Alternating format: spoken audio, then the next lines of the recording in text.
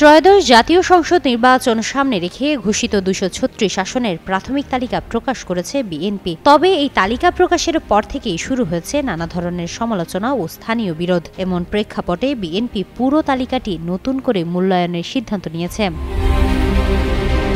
প্রার্থী ঘোষণার পর ২৩টি আসনে সবচেয়ে বেশি বিক্ষোভ হয়েছে। এরই অংশ হিসেবে বিরোধপূর্ণ আসনের মনোনয়ন বঞ্চিতদের ঢাকায় ডেকে এনে কথা বলার সিদ্ধান্ত নিয়েছে দলটি। মঙ্গলবার দলটির মহাসচিব মির্জা ফখরুল ইসলাম আলমগীর বেশ কয়েকটি আসনের মনোনয়ন বঞ্চিত নেতাদের সঙ্গে গুলশানে চেয়ারপারসনের কার্যালয়ে কথাও বলেছেন। কারো কারো সঙ্গে ফোনে কথা বলেছেন বিএনপি হাইকমান্ড। দলের ভাবমূর্তি নষ্ট হয় এমন কর্মকাণ্ড থেকে বিরত থাকার পাশাপাশি ধানের শীষের পক্ষ থেকে মাঠে থাকা সহ তাদের নানা দিক নির্দেশনা দেওয়া হয়েছে। মনোনয়ন বঞ্চিতরাও তাদের আসনে নিরপেক্ষভাবে জনপ্রিয়তা যাচাই করে প্রার্থী পুনর্নির্বাচনের অনুরোধ জানিয়ে দলের প্রতি আনুগত্য থাকার প্রতিশ্রুতি দিয়েছে।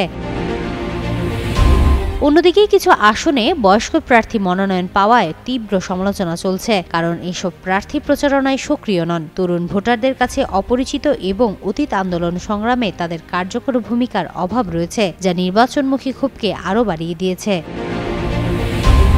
এসব বিবেচনায় বিএনপির স্থায়ী কমিটি বিষয়গুলো নতুনভাবে পর্যালোচনা করছে। স্থায়ী কমিটির সদস্য ইকবাল হাসান মাহমুদ টুকু বলেছেন, ক্ষোভ থাকলেও দল বিষয়গুলো গভীরভাবে পর্যবেক্ষণ করছে এবং সমাধানের চেষ্টা অব্যাহত রয়েছে। হিমাতুল জান্নাত, যুগান্তর নিউজ।